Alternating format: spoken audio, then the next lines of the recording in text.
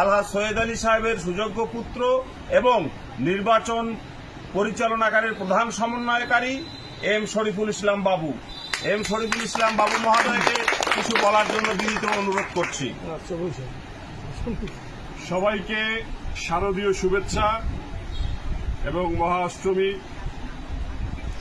মহাষ্টমীর শুভেচ্ছা এবং মুসলমান ভাইরা যারা আছেন তাদের প্রতি আমার সালাম, আসসালামু আলাইকুম। অন্যান্য ধর্মের যারা আছেন তাদের প্রতি আমার শুভেচ্ছা। আসলে এখানে বক্তব্য দেওয়ার কিছু নাই। আমরা যে উদ্দেশ্যে এসেছি, জনাব খুরশিদ আলম আলো আমার চাচা উনি সুন্দর করে আসলে এখানে ব্যাখ্যা করেছেন যে আমরা আসলে ওনাদেরকে ডাকছিলাম, ওনাদের সাথে আমরা মতবিনিময় করেছি। আমরা বলছি যে শৃঙ্খলা, নিরাপত্তা এবং সহযোগিতার যে একটা সেতু বন্ধন সনাতন ধর্মাবলম্বী ভাই বোনদের সাথে আমাদের হওয়া উচিত, সেটা আমরা আসলে করতে চাই এই 24 পরবর্তী বাংলাদেশে।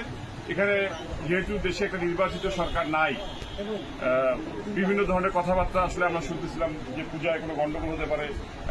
আমরা জানি যে সনাতন ধর্মাবলম্বী ভাই বোনদের একটা সব থেকে বড় উৎসব হচ্ছে দুর্গাপূজা, তাই না?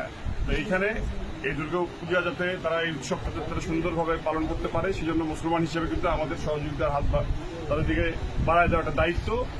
পরিবেশটা যদি আমরা ঠিক রাখতে পারি, শৃঙ্খলা নিরাপত্তার দিকে যদি করতে পারি, তো আমি এখানে এসে খুবই সন্তুষ্ট। এখানে পরিবেশ খুবই ভালো, ভ্রাতৃত্বপূর্ণ সম্পর্ক।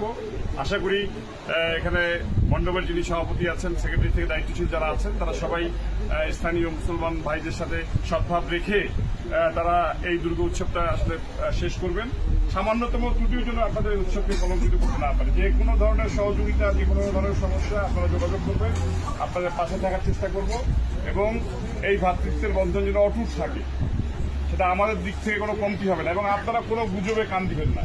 আর একটা বড় কথা হচ্ছে, আমাদের যেখানে এখানে আসার, এই পূজা মণ্ডপগুলোতে আসার একটা বড় উদ্দেশ্য হচ্ছে যে আমাদের একটা মিথ আছে, যে সনাতন ধর্মাবলম্বী ভাই বোনেরা তাদের ভোটাধিকার প্রয়োগ করে একটা দলের পক্ষেই করে।